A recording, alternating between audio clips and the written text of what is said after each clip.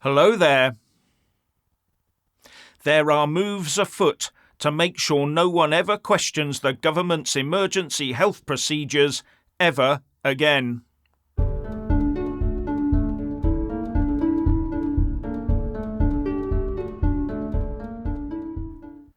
We've got a lot for you today and you won't want to miss any of it.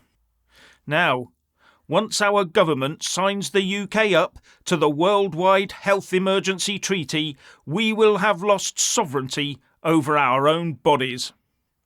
But it gets worse, because the online safety bill going through Parliament right now includes in it the requirement for Ofcom to issue a code of practice that includes combating online health disinformation and misinformation. But only in as much as Ofcom can choose which health professionals it uses to put the code of practice together. So one assumes that at the next health emergency they will choose the doctors who will help them put the UK online safety policy together. And they'll probably end up with something like the guidance to broadcasters they published a couple of years ago that had one side of the debate totally and ruthlessly shut down. And we're now seeing the fallout from that. So does that mean that they will be provided with a list of acceptable clinicians by the health department? And I wonder if Professor Ferguson will be put on the list of acceptable statisticians. Anyway, the online safety bill does provide for health misinformation and disinformation to be weeded out. But whose disinformation and misinformation? And some controlling type people think it does not go anywhere near far enough, with one Tory politician, Lord Bethell, wanting to beef the bill up considerably, and he's put forward an amendment to the bill that would force the regulator to conduct continuous assessments regarding online health misinformation and disinformation. This would then allow the government and regulator to keep a lid on the misinformation and disinformation that they do not want people talking about. Now, you may not have heard of Lord Bethell, but he does have a wiki page. You might want to check him out. Now, Lord Bethell chaired Matt Hancock's leadership campaign in 2019 and donated £5,000. And in a completely disconnected event, Matt Hancock is backing Lord Bethell's amendment, tweeting about those that question the government's recent health solution and saying, "No longer can we simply allow this dangerous rubbish to be spouted online." There is a growing number of people who don't agree with him about who it was that was spreading disinformation and misinformation, with MP Andrew Bridgen tweeting in response, "Looks like Matt Hancock is getting a bit nervous and now wants to close down the ever-increasing scientific data and evidence." And maddeningly, I reckon there will be a lot of support for Hancock to do so. Richard.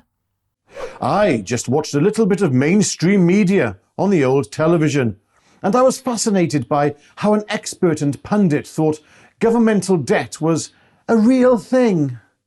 The pundit, he spoke eloquently and with authority, and for a moment I actually believed him. You see, for debt of any kind to be real, there needs to be something that is real that is owed. And our money isn't real. Its validity is agreed by those who have the most of it. But other than that, it is sold as a medium of exchange, when it is in fact a control mechanism. Now, what on earth are you talking about? I hear you cry. Well, go and look up fractional reserve banking and debt-based monetary supply after this video to understand how society is structured and maintained, more to the point, and your feeble place within it, and why you should never listen to pundits who talk about our debt as if it is a real thing, and be very weary of those that tell you the state can't afford anything. This is the same state and establishment who many of you will be waving flags for in a few days' time. The state is there for one thing, to steal off you and keep you down. Jeff. Now, do you remember Qatargate and the European Parliament? Well, it just gets worse, with MEPs and officials under arrest or suspected of backhanded dealings by getting paid to further the interests of foreign powers in their parliament. Well, one of them, Greek MEP Eva Kaili, is now alleged to have committed other offences. Politico.eu reports that there's now a separate investigation into these fresh allegations, looking at Kaili for 3 potential fraudulent activities. Whether she misled Parliament about her assistants' location and work activities, took a cut of their reimbursements for fake work trips she orchestrated, and also took kickbacks from part of their salaries. And another Greek MEP, Maria Spiraki, is also being accused of misleading the institution about her assistants' activities and of telling them to file expenses for fake work trips. And now the EU Parliament shows us that it does not like transparency. EU Parliament MEPs recently voted on parliamentary reforms to prevent this sort of thing happening again. But Euractiv.com says that they left out one measure that would have made a huge difference. And this concerns the mandatory registration of meetings between MEPs and interest groups, i.e., they would have to be declared openly to Parliament. But the MEPs decided they didn't want to do that, so it wasn't included in the reforms. I wonder why. So when their MEPs vote, EU citizens won't know whether it was for their benefit or for someone else's. No wonder the SNP likes the EU. But I do have to wonder if it's any better in the UK Parliament at the moment. Richard. American President Joe Biden's 3 remaining brain cells have decided to work together and launch a campaign for him to serve a second time in office.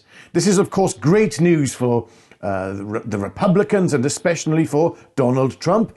But all eyes will be on Robert Kennedy Jr., who is also going to run as Democrat leader and thus as President of the United States. And as many of you know, Robert Kennedy Jr. is also against the elixir of eternal life. So if Robert gets in, expect Anthony Fauci to be wearing some brown underwear. Yes. For a long time, I have seen Robert Kennedy Jr. popping up on social media and followed what he's done. And it's a very strange scenario to be in where you favour a Democratic candidate over a Republican. Over, well, not necessarily Trump, but most Republicans anyway. It's like waking up and finding Andrew Bridgen has become leader of the Labour Party. There's a certain cognitive dissonance that comes in. Robert Kennedy Jr. might sound like he's swallowed a vibrator, and yes, I'm sure he would be the first to laugh at my pathetic juvenile attempts at wit. But even with his difficulty as an orator, he speaks more sense than anyone else out there when it comes to the government's interventions, we shall say, the US government's interventions.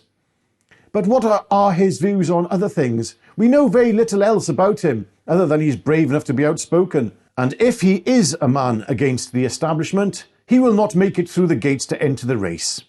Games within games, people. Who knows? Who do you trust? I don't trust anyone except for Jesus and Jeff. Jeff! Now, I've just seen a tweet from an SNP member of the Scottish Parliament, Angus Robertson, and it said, "Despite Tory protestations to the contrary, we have all been warned. As the party that opposed devolution, they are now intent on undermining Scottish democracy and Scottish decision-making." And given that, through its disastrous administration, the SNP has spent the last 14 or so years undermining Scottish democracy and Scottish decision-making, I thought this must either be a parody account or he was being ironic. And recently we had the SNP deputy leader, Keith Brown, telling us all that the SNP was the most transparent party in Scotland. Well, Police Scotland might end up helping the SNP in their drive towards transparency, as well as stopping them destroying Scottish democracy. And hopefully at the next available opportunity, Scots voters will deliver the coup de grace. And I'll leave the final word to the all-seeing eye. Well, my dears, it's time to wind down for the evening. And put your feet up and prep your synapses as you sit down and watch the TV, allowing it to gently indoctrinate and program you. So Jeff and I love reading your comments. They stimulate us in ways you don't want to know about. So please leave your pearls of wisdom in the comments section below, and we will see you again tomorrow at 5:45. 5:45.